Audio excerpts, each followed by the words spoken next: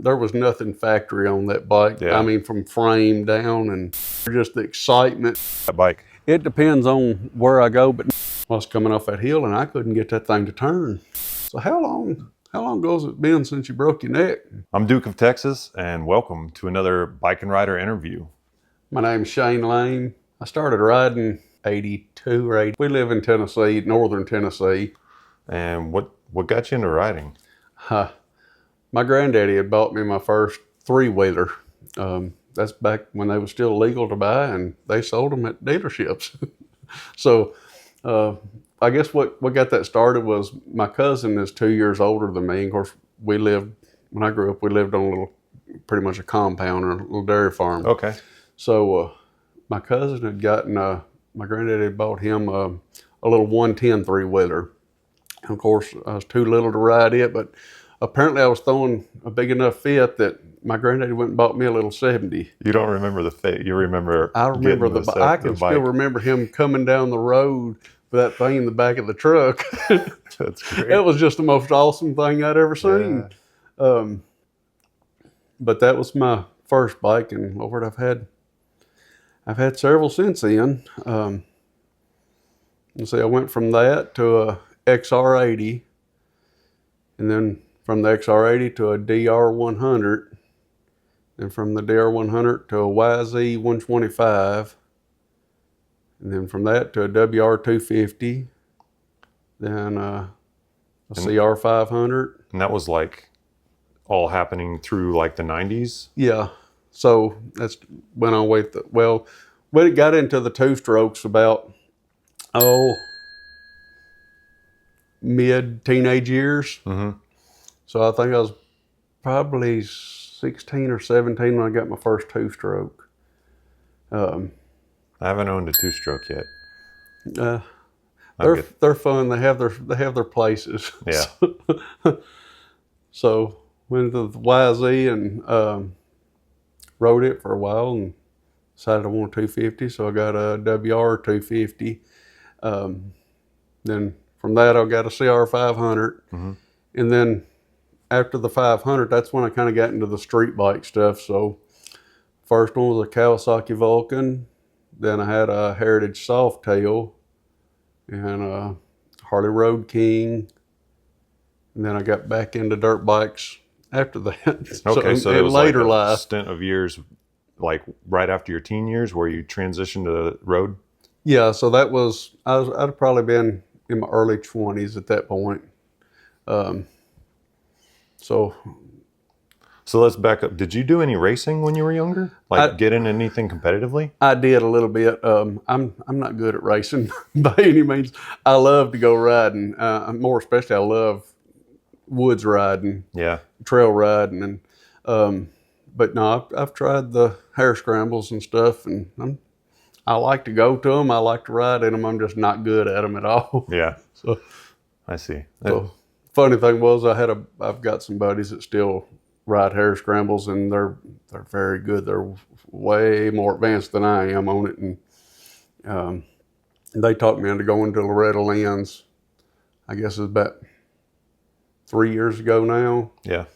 And in my mind, I thought, well, just go down there and have fun. It ain't that bad. Right. A just 3-hour ride. I made it one lap around. I thought, God, I didn't realize how bad out of shape I was. Yeah. Riding that stuff's different than just cruising down the road. Yeah. You the physical aspect plays a massive role in how well you do. And I tell you what, people that don't ride, or especially in trail riding, but it's any riding, they don't realize how much it'll wear you out. Yeah. And how fit you need to be out there. Oh yeah. Of course, I'm nowhere near fit, but I'm good for a cruiser now. Yeah. So you did some road bike riding and then transitioned again, or you just kind of opened up your garage again and started getting off-road? Yeah. So when the kids first come along, that would have been in 2004.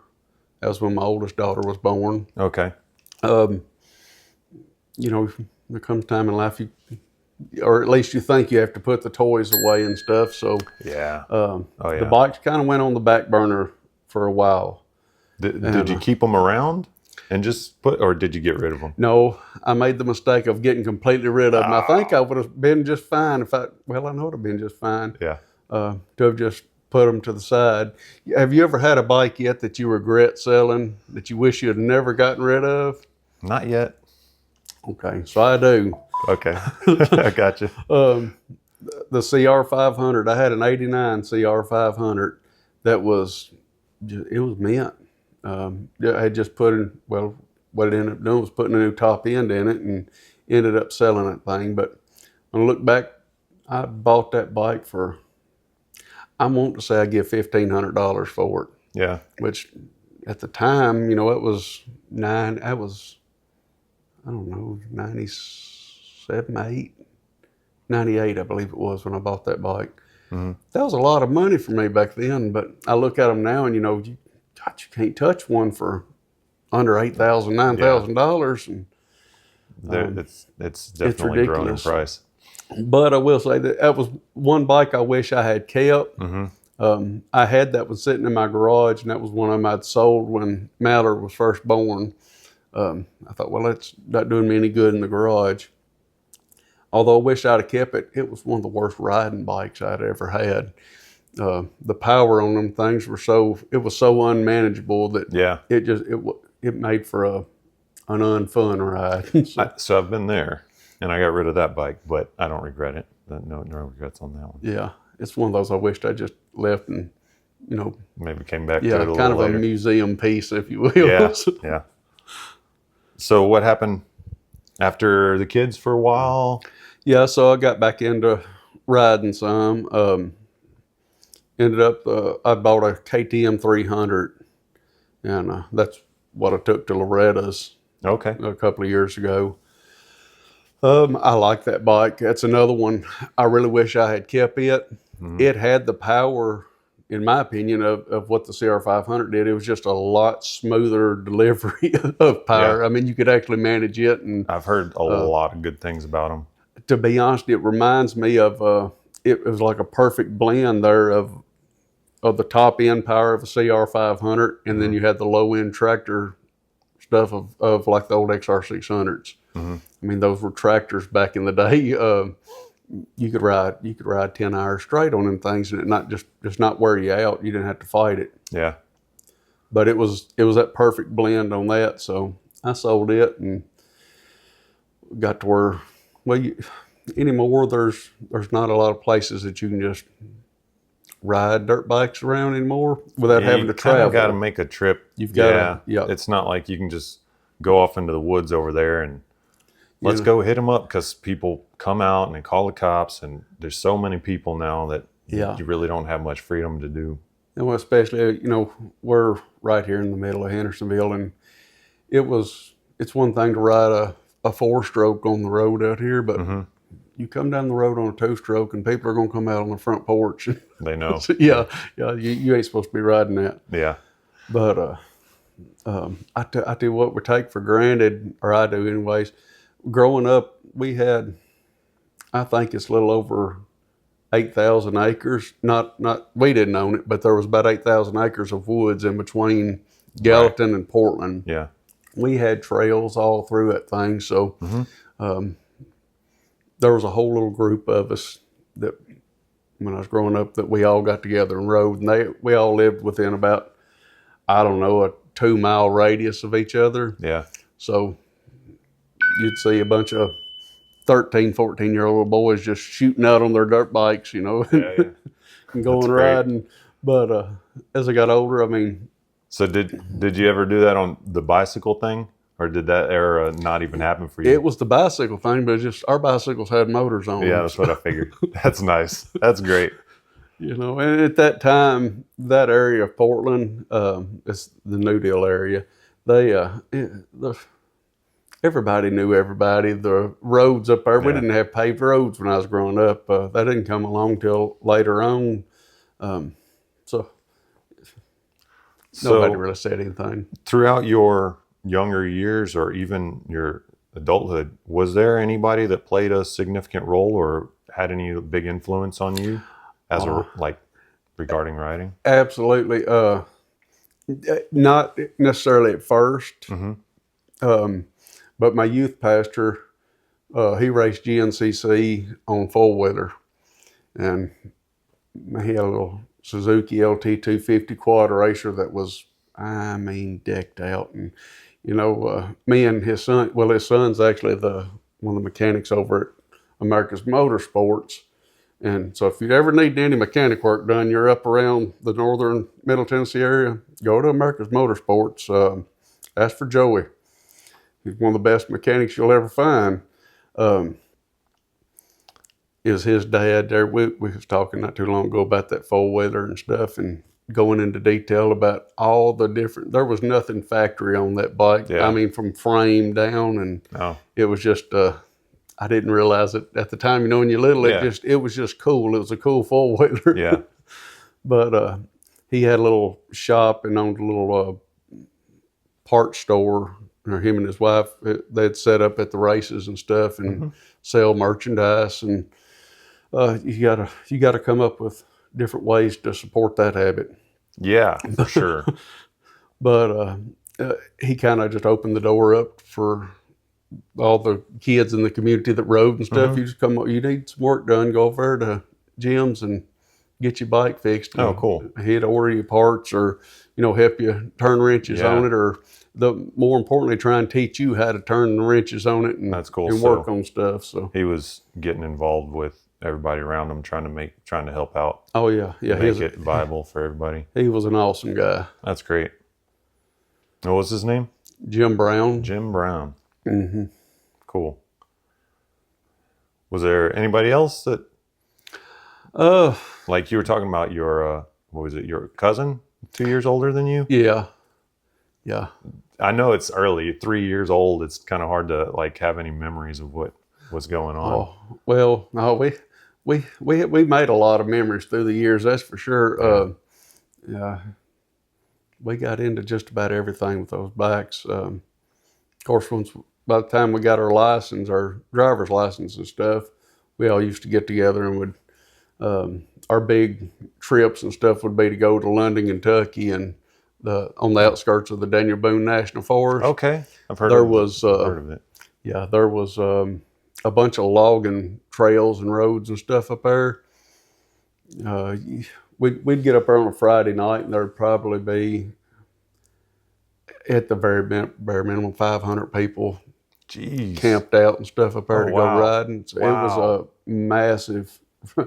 a massive, get together. And of course, like every other place, they finally closed it down and stuff. So I think you can still ride on the Daniel Boone National Forest in certain areas. So I've heard about a trip through there that I'd like to take. Up there in Kentucky, there's a lot of stuff going on apparently that we're missing out. I'm missing out on down here in Tennessee. Yeah, was it the Kentucky BDR? Red River Scramble, I think, is one that I've heard a lot about. So me and my buddy Ryan had planned on going to that one last year, and both of us had stuff that popped up and we just couldn't go. And of course, it's pouring down raining that whole weekend too. So it just worked out. It just worked out. But I have plans on going back this fall, though, or going for the first time this fall. It looks like a great ride. Cool. Going back to bikes, was there ever a favorite that you had, like one that really stood out to you? Yeah. Well, I'd say it's a real close tie between two of them. It'd either be the XR650 the first dirt bike that I ever had, or the DR100. Like I said, I'd love to go back and made a different decision and kept that CR500 just for the nostalgia that goes with that. Yeah. But my two favorite bike, or if I can narrow it down to two, it'd be those two right there. I gotcha. It's hard to beat the memories that you build around a bike, regardless of what it might have been or was or wasn't. It's not always the most powerful. You hit the nail on the head. There was nothing mechanically special about either one of those bikes. They were bone stock, and of course, when they left our house to get sold off and stuff. That's whoever got them, bless their hearts, there wasn't much left of it. Well, yeah, y'all tore them up, huh? We got every dime out of them bikes. That's But good. man, the memories that was made on those. Yeah. I was looking. I got some pictures. I'll show you in a little bit. Cool. I found some old pictures where we took, remember the old disposable cameras and stuff. Mm-hmm. Bunch of us, we took pictures of each other riding back in the woods and stuff. And I stumbled across some of those pictures the other day, and I think I was 12 or 13 in those. And boy, it just brings that flashback to you. Yeah, Remember man. just the excitement. And I don't think yeah. I've ever had anything that's in life that's excited me. Well, as far as bikes and rides and stuff goes, as it did when I was little, and just getting together with your friends and going riding. There was nothing sanctioned. It was no real. It's just going out and doing a thing, and other go people out there having a good time too. Go out there and have fun. Yeah, that's awesome. But yeah, that'd be, in my mind, the favorite bike. So have you thought about trying to find one to restore or anything like that? I have, every time I get on Facebook Marketplace. Yeah. I mean, you can find the little XR, 85, 86, XR80s all day long. Finding a DR100 is seeming to be a problem. I don't know if, nobody thinks about keeping those types of bikes. You pretty much say they're like a disposable bike. But I would like to run across one day. So what are you riding now? What's your most ridden bike in your stable? It'd be tough. It'd be It'd be a split between either the XR650 or the Yamaha Stradaliner. I'll make it easy for you. Which of the two have you taken on the most memorable trip you've had? Oh, that'd be the XR650. XR, okay. Okay. That's those rides, man. Well, like we did with Carl that day. Yeah. Those are the memory makers. There's nothing special about them. There's no destination points that you're going to. This right here, we're just out riding for, so to kill a day. Was there a certain memory though that you tie to that bike that makes it? Have you gone anywhere really adventurous, or just went and saw a family? I mean, whatever it might have been, but what makes that the one? The nostalgia. Okay. So that ties back to your roots. It ties back to my old XR80, and yes, I've had countless people tell me, "Why don't you upgrade that? Get you a a T7 and or or a 790." Yeah. And don't get me wrong, I'd love to have one of those bikes. One of these days, I'll run across the right one and pick it up. But it's like, oh, man, you're not getting it. There's nothing special about this bike. There's no mods been done on it. It's reliable.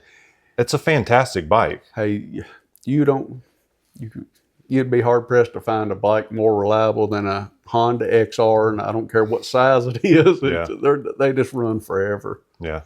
I had a friend back in Texas, had one of those for years, and that's all he rode. He didn't have other bikes. He did have like a Grom, but he rode that thing all over the place. They're great. They get you around, and it's a good dual sport. It's one of the most versatile bikes that anybody could have. And if you grew up riding dirt bikes and are not real used to street bikes, that's a great bike to transition into street bike riding with, because it's a dirt bike. It's a dirt bike with a tag on it. Yeah.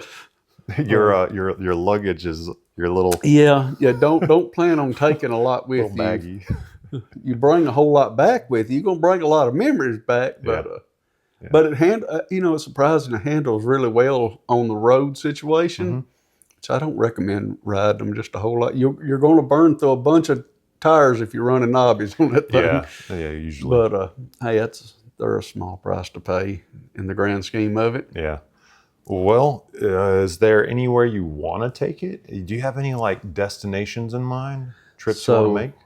I've got 2 trips that I got one that I'm going to take very soon. Me and my buddy Ryan had been talking about going to doing the Smoky Mountain 500. Okay. So that's would be a short-term goal. I guess a long-term one, I'm hoping that Carson, that's my stepson, I'm hoping that he's still in the bikes and stuff when he gets up to old enough to get licensed. Yeah. I've got a stepson that's, well, he's 13 going on 14 years old. The little bike outside is his.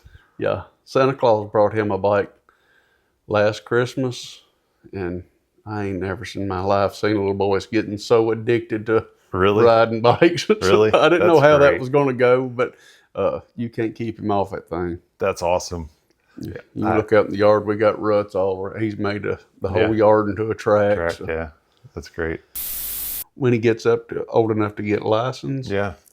But, man, I'd love to go on the tat. You know, going to different events, I've met guys with their fathers, or fathers to bring their sons along, and even now there's ride events put on for father-son rides, where it's just dad, sons getting together and doing a ride.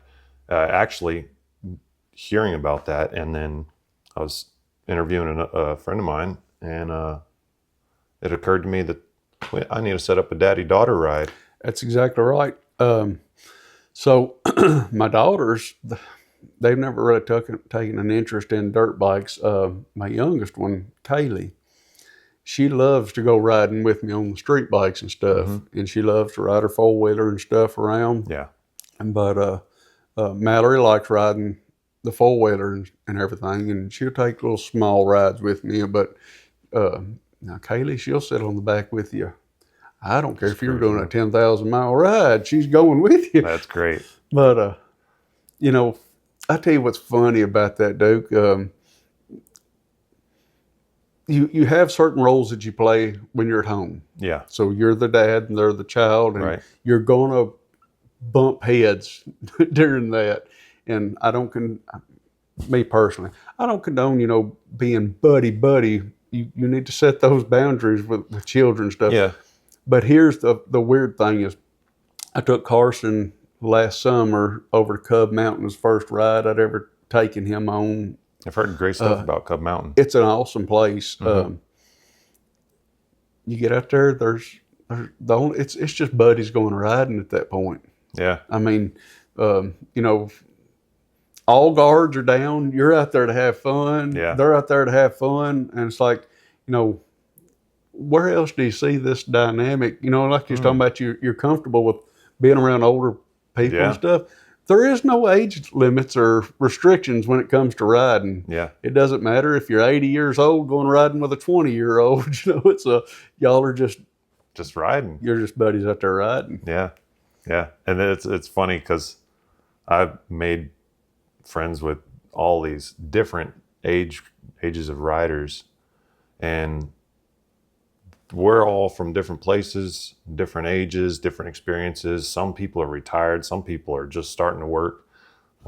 And it's so great how it's just like a glue for everybody. Oh, it is. From everything. If you ride, like, that really brings people together, and it's a wonderful thing. From the outside looking in, or people looking in, they think that, that, I guess you could call it that brotherhood. Yeah. And they associate it with Harley riders a lot and stuff. Yeah. And it's true that there is. But the bond that the motorcycle community in general has, I mean, it doesn't matter if you're riding a moped out there and, that's a bike. Yeah. That's to some people. I've always said it don't matter what you're riding. No, it doesn't. Just ride. Just go have fun. Yeah. Yeah. And get out of your head, because as well as I do, and I'm sure anybody that rides knows, you can't think of anything else while you're riding. If you do, you're fixing to wind up in a hospital somewhere. But it's the only thing I've ever found that clears my head, no matter what's going on in this world. Oh yeah. I get on the bike and I can go riding, and it doesn't matter what type of bike it is, whether it's a street bike or the dirt bike or dual sport. Your wife ever tell you, hey, just go for a ride? Oh yeah, I, I get invited to go riding by myself a lot, That's great. but no, she actually goes with me quite a bit. I mean, with us being in real estate, Yeah, we use it for work and just go show houses with it. Why not make an adventure out of it? that's You got to cool. go to work anyways, That's and cool. it's one thing to drive a car somewhere. I don't think I have ever made any memories driving a car to a destination, but boy, you can have fun doing it on a bike though. Yeah. Yeah, I like to take my daughter, and actually my wife mentioned going for a ride the other day, and it's been a while since I've taken her out. My daughter likes to go, and but I've been paranoid because when she was younger, I picked her up from school one day and she fell asleep on the back of the bike, and it wasn't no gold wing to hold her there. And I kind of felt her moving oddly, and I saw her. I reached back and I was like, "Oh crap!" I stopped. I'm like, "Kid, you got to wake up." Yeah, that's one of them give you a heart attack Yeah, moments right there. that really scared me. So I've been, on the fence about taking her on longer rides these days. But she does better too as she's getting older, staying awake. Yeah. So there is that to consider. And then if you're me, I mean, I've been known to just fall asleep riding a time or two. Well, I tell you what, summertime, especially, you'll know what I'm talking. Anybody that rides, but when it's hot, July and August, you've been out riding during the day and burning up. That dusky dawn type setting or at night Yeah. or sunset, Cooling down. it's starting to cool down. Lights. You're hitting them valleys and stuff Yeah. like that. Oh, it'll close your eyes for you. Yeah, yeah. Have you ever been down? Have you ever, had an accident? Yeah. I mean, other than the dirt, and when you go down on dirt, it's nothing to write home about. It's just another day in the life. Are you sure? No, I'm not. I want to hear your stories. So, yeah, I mean, I did. I had a lot. My worst wrecks and stuff were when I was a younger. The three-wheeler, the first little three-wheeler, I got the little 70. So I was riding it without, my shoe had come untied or something. But anyways, the back wheel grabbed my foot, and I've still got a scar on top of my foot. I mean, it folded it up under and yanked me off the bike. And, Wow. It tore all the skin off the top of my foot. Dang it. That hurt. But so later on, I think I was 12 or 13. Seemed to have gotten into a lot of accidents around that. You get that invincible mindset that you can't get hurt. Usually in your 20s. Yeah. Yeah, I experienced. I was advanced, I guess. I experienced that a little bit earlier, but no. By the time I was 20, I knew a tree was hard and it wasn't going to give when I hit it. Yeah. But my dad had fixed up a big red three-wheeler. You remember the 250 three-wheelers with the big rack on the front and the back? I didn't have any experience with three-wheelers. Yeah, you wasn't an 80s kid. I remember seeing them, and I heard a lot of bad stuff about them. So my dad had restored one, and he went to go milk the cows that evening. And I guess he seen me, but I can distinctly remember him telling me, he said, "Son, don't get on that thing. You can't ride it." Well, at that point in my life, if you told me that I couldn't ride it, that was just the same as a challenge. That was right an there. invite. Yeah. So as soon as he went in, I hopped on the thing. And I was going to take it down the road to some of a friend's house. So there was two brothers that lived down the road from us that were mine and Kenny's age, and we went riding with them all the time. And I still go riding with them. We'll go riding with Clint anyways. But I was headed to their house, and to get there, you go down this big hill on the road, and at the bottom of the hill, it makes a sharp left turn and goes across the bridge. It's like right at that 90-degree angle. Mm-hmm. I was coming off that hill, and I couldn't get that thing to turn. Man, it was, well, I got to the bottom, the concrete sides that are on the bridge. Mm-hmm.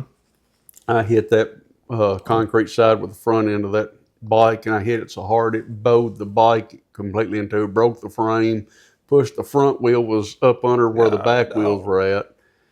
Slung me across the road, and ended up breaking my neck. So, got X-rays not too long ago. There's still a chunk of bone floating around in the back of my neck back there, but that's pretty serious. Yeah. So, incident. Yeah. I mean, I'm like everybody. I got horror stories the same as anybody. Right. Yeah. We But all got them. just don't be stupid. I mean, So is that how you would classify that one? As I was just being stupid? Stupid. Yeah. I probably shouldn't have no helmet on. It's a wonder. It's a wonder it didn't bust my brains out because I landed on pavement and stuff at that point there. But my friend's dad, he actually was the one that found me. It knocked me out, I guess, and I was laying out in the middle of the road. Well, he'd come up there and found me and picked me up, and I guess when I woke up and stuff and was able to walk, and apparently I was fine. so I went for the longest there without going to a doctor or anything. Wow.